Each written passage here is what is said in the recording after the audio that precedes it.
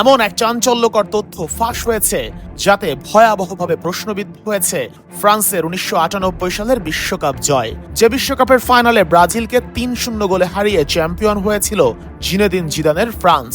এমনও সম্ভাবনা আছে ওই তথ্য বিশ্বকাপের আগে বা মাঝপথে প্রকাশ পেলে ফরাসি ফুটবলারদের অনেকেই নিষিদ্ধ হতে পারতেন ওয়ার্ল্ড কাপ থেকে। এই ঘটনার পেছনে জড়িয়ে আছে ডোপ কাণ্ডের মতো ভয়াবহ ব্যাপার। এতদিন যে তথ্য লুকিয়ে রাখা হয়েছিল, এবার সেটাই স্বীকার করে নিয়েছেন ফ্রান্সেরই তৎকালীন ক্রীড়ামন্ত্রী মারি জর্জ। তিনি ফাঁস করেছেন ১৯৯৮ সালের বিশ্বকাপ জয়ের আগে হঠাৎই ফ্রান্স জাতীয় দলের ফুটবলারদের ডোপ টেস্ট স্থগিত করে দেয় ফ্রান্স সরকার।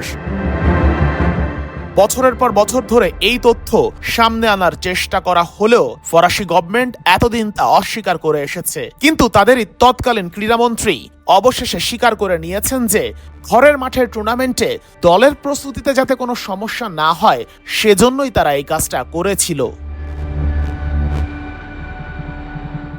সাবেক ফরাসি ক্রীড়ামন্ত্রী ব্যাখ্যা দিয়ে স্বীকার করে নিয়েছেন যে সরকার ও ফুটবল ফেডারেশনের মধ্যে তীব্র মতভেদের কারণে সে সময় ওই সিদ্ধান্ত নেওয়া হয়েছিল যে ডোপ টেস্ট করতে গেলে ফুটবলারদের প্রিপারেশনে বাধা আসতে পারত। ক্রীড়া মন্ত্রণালয় থেকে নির্দেশনা দেয়া হয় যে ডোপ টেস্ট করে ফ্রান্স দলকে বিরক্ত করা যাবে না, কিন্তু সেই নির্দেশনার পুরোপুরি ছিল মৌখিক, যাতে কোনো লিখিত প্রমাণ না থাকে। সাবেক মন্ত্রী এখন দাবি করছেন ক্রীড়া মন্ত্রণালয়ের কাছে আরো উঁচু পর্যায় থেকে এমন নির্দেশ এসেছিল, এটা তার একার সিদ্ধান্ত ছিল না। এত বছর পর সাবেক ফরাসি ক্রীড়ামন্ত্রীর স্বীকারোক্তি কিছু প্রশ্নের জন্ম দিচ্ছে। কেন এতদিন এই তথ্য লুকিয়ে রাখা হয়েছিল?